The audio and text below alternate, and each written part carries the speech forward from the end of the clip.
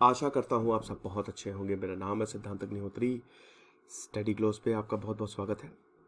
तो दोस्तों, हम बात करेंगे आज एक बड़े इंटरेस्टिंग टॉपिक की। मैं दिन भर ही पढ़ता रहता हूँ, तो जो मुझे इंटरेस्टिंग लगता है वो मैं ले आता हूँ आपके सामने। तो मुगल एम्परर अकबर, मुगल बादशाह अकबर खाली गंगा जल पीते थे, क्या आपको पता है? इनफैक्ट मुगल्स ही गंगा जल पीते थे। और इनका जो खाना है वो किससे बनता था? वो बनता था जमुना और चिनाब के वाटर से। तो हम बात करेंगे दोस्तों। तो गंगा के बारे में पहले हम बात कर लेते हैं। कई बार हमने बात की हुई है। हर हर गंगे, गंगा यमुना लाइव है। लाइव मतलब कोर्ट ने बोला था भाई ये जीवित है। गंगा से लाखों लोगों का घर चलता है। हमारे यहाँ हमारा जो ड्रेनेज सिस्टम है, भारत एक ब्लेस्ड कंट्री है क्योंकि भारत में ढेर सारी नदियां हैं। हाँ, वो भी दो सिस्टम है हमारे यहाँ। एक तो हिमालयन रिवर सिस्टम जिससे 3 महान नदियां निकलती हैं। सबसे पहले सिंधु, जो कश्मीर से होते हुए वो पूरा इधर पाकिस्तान से होते हुए अरेबियन सी में गिरती है। दूसरी ब्रह्मपुत्र, जो इधर पूरा नॉर्थ ईस्ट मतलब इधर भारत के बाहर से हिमालय से ही ओरिजिनेट होती है, लेकिन चेमा युंगडुंग ग्लेशियर बाहर से होती है, ठीक है, कैलाश मानसरोवर। और उसके बाद फिर वो भारत में आती है, मतलब तिब्बत क्रॉस करते हुए भारत में आती है। एंड देन नॉर्थ ईस्ट होते हुए वो बांग्लादेश से होते हुए वो बे ऑफ बंगाल में ड्रेन हो जाती है। देन देयर इज गंगा, जो कि भारत की सबसे बड़ी नदी है। अगर रिवर गंगा की बात करें तो गंगा भागीरथी और अलकनंदा से मिलके बनी है। ये दो हेड स्ट्रीम्स हैं, ये दो मिलके गंगा बनाती है। और नॉर्दर्न प्लेन्स को ये पूरा फर्टाइल करती है अपने कोर्स में। पूरा ये आप समझिए कि उत्तराखंड से होते हुए, उत्तर प्रदेश होते हुए, देन बिहार, बंगाल से होते हुए ये बांग्लादेश में जाती है, फिर बे ऑफ बंगाल में गिरती हैं। बे ऑफ बंगाल में गिरने से पहले ये ब्रह्मपुत्र से मिलेंगी और डेल्टा बनाएंगी। डेल्टा कैसे बनता है भाई? नदियां जो भी चीजें लेके आ रही है अपने साथ, अपना मटेरियल सब कुछ, वो गिरने से पहले एक जगह जमा कर देती है, ठीक है, समुद्र में गिरने से पहले। तो वो सुंदरबन डेल्टा बनाता है 10,000 स्क्वायर किलोमीटर का, बहुत ही खूबसूरत। वहां पे आपको बंगाल टाइगर्स मिलेंगे, मैंग्रोव ट्रीज मिलेंगे, देखने लायक जगह है। तो गंगा बड़ी महान है क्योंकि ये पूरे नॉर्दर्न प्लेन को ये फर्टाइल बनाती है। पूरे नॉर्थ इंडिया में जो खेती होती है ना, वो गंगा उसमें बहुत बड़ा रोल प्ले करती है क्योंकि अपने साथ सब कुछ लेके आती है। अब रिवर गंगा की बात करें तो भीष्म पितामह, महाभारत का सबसे बेहतरीन, सबसे महान कैरेक्टर। 18 दिन का जब महाभारत का युद्ध चला था तो भीष्म पितामह ने अकेले बैंड बजा दी थी। भगवान कृष्ण ने बोला था कि मैं हथियार नहीं उठाऊंगा, लेकिन भीष्म ने इतनी बवाल मचाया, इतनी अक्षौणी सेना खत्म की यहाँ पे पांडवों की कि कृष्ण गुस्से में आकर उन्होंने रथ का पहिया जो है वो उठा लिया था। फिर अर्जुन ने बोला कि अरे कृष्ण, आपने प्रतिज्ञा ली, आप मत करो। तो वो गंगा पुत्र है। गंगा का जो वर्णन है वो हमको पुराणों में मिलता है, माँ गंगा। क्योंकि गंगा जो है, हिंदुइज्म में एक बहुत बड़ी बात यह है कि यहाँ पे जो नेचर है ना, उसको भगवान का दर्जा दिया गया। तो महाभारत में हमको गंगा का जिक्र मिलता है ना। तो ये चीज है। अब अगर हम बात करते हैं मुगलों की, तो ये बोला जाता है कि जो अकबर है, अकबर जो है वो गंगा जल ही पीता था। बाबर और हुमायूं भी सेम करते थे। बाबर और हुमायूं दोनों का मानना था कि भाई ये ऐबे हयात है।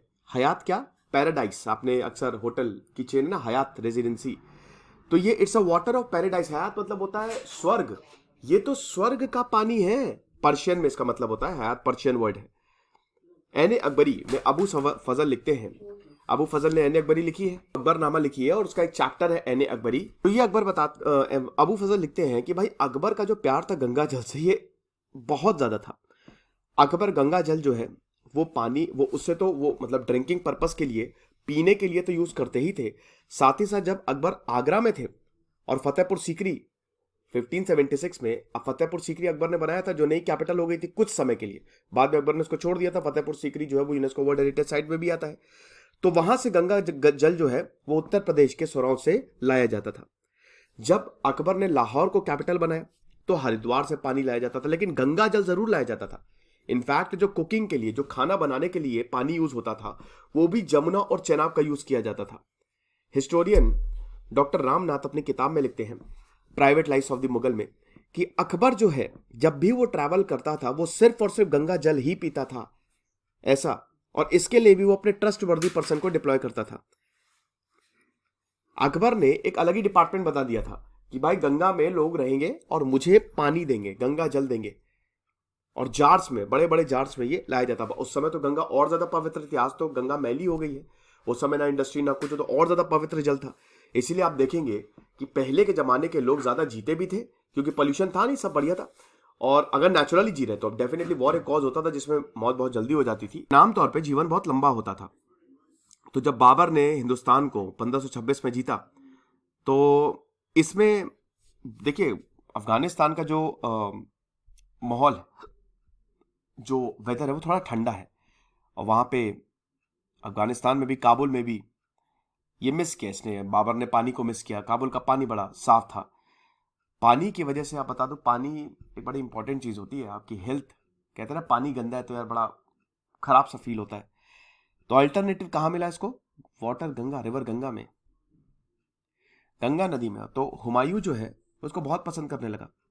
उसके बाद जमुना, जमुना जो दिल्ली और आगरा के बीच में बहती थी। दिल्ली में भी जमुना है, यमुना मतलब, और आगरा में भी, आगरा यमुना नदी के किनारे है। वो सेकंड ऑप्शन था गंगा जल के पास। अब क्यों इतना फेवर करते थे गंगा को?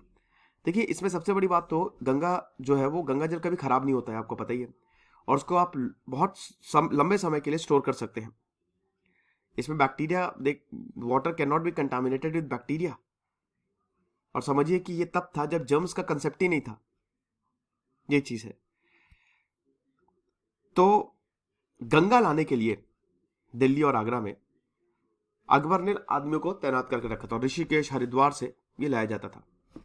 घोड़ों पे ये जाते थे, मतलब आदमी होते थे वहां पे, आदमी बड़े बड़े जहाज में घुड़सवारों को ये दे देते थे गंगा जल। और उसके बाद अकबर जो है इसको पीता था। अकबर ने, आपको पता है कि इलाहाबाद, जो अब जिसको प्रयागराज बोला जाता है, उसको भी फाउंड किया। तो गंगा इज कंसिडर्ड एम्ब्रोसिया उस समय का। हर घर में आपको गंगा जल, आज भी आपको गंगा जल मिलेगा ही मिलेगा। 1543 में पुर्तगाली फिजिशियन ग्रेस द्योरता, जो कि भारत में रहता था, उसने भी ये बोला कि Ganga water is anti bacterial.